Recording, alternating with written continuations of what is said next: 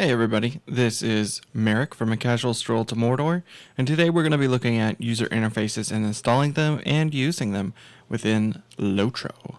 So really there's only one place you can go, it's lotrointerface.com. This is the homepage, and we're going to go ahead and click up on the top left to downloads. And as you can see, there are different sections within LOTRO interfaces downloads. There are compilations and there are complete sets. Either one will do, but complete sets, I think they offer a little bit more graphics and options for you to take a look at. So I'm going to go ahead and click on the complete sets, and really what we're going to look at, we're just going to go ahead and go with the top one today, which is the Gandalf Navy Blue. And one of the things you want to look at on the right hand side is basically you want to make sure that not only is it updated, but that the release date is after the release of Mirkwood, if you use Mirkwood. If you use Moria or just the regular Shadows of Angmar, you should be okay with everything except a Mirkwood. So just check the date and see if it has SOM in the title.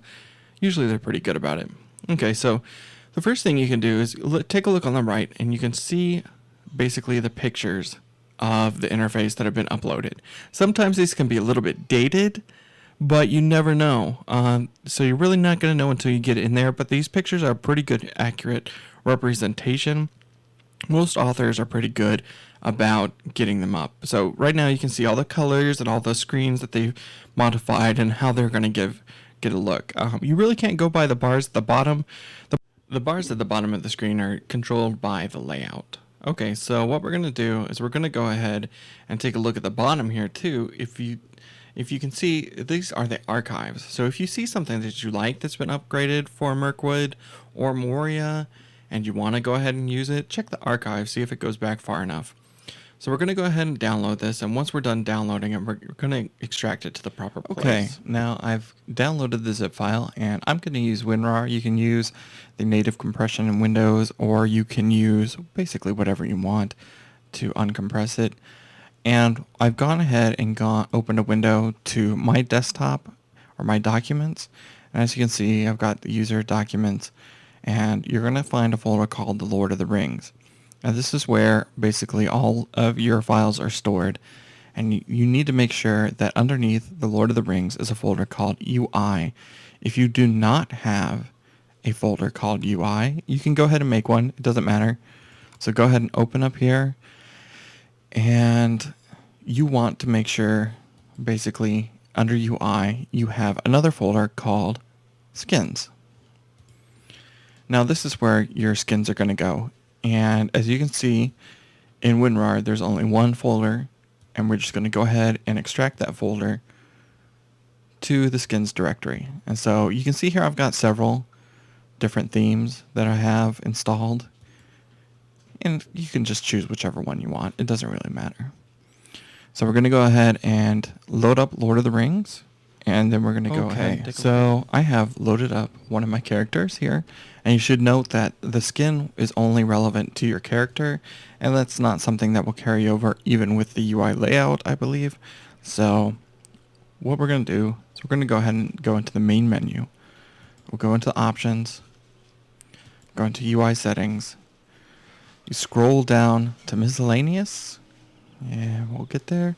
And here you have the current user skin drop-down box. Now, as you can see, I have different ones, all that have been installed, and all you do is you click on them. So this one is Delving Hills, which is really nice. Just a little nice change. As you can see, it's got a really complex skin, and I believe the author said that he wanted to make it feel like you were, just bring the warmth of the Shire, and I think he did a good job. And as you can see, even right here, you got the new menu, and that's one thing that changed with Mirkwood release was this menu part of the UI. So that's something that you're not going to get. Everything is going to be a little screwed up if you don't get a current one. So the one that we actually installed though was Gandalf Navy SOM, and as you can see, changes, everything worked out. Now my UI doesn't look like the screen capture that we saw. mainly because I've got my bars docked and everything like that. Now I could change it to be however I wanted to. Now there are some skins that are a little bit more complex. One of these, to be sure, is the Daemon UI and Ray's UI. Those two are complex, and we're going to take a look at those real quick. So what happens when you load up one of these guys, first of all, as you can notice here, this looks, you can tell right now something's wrong here.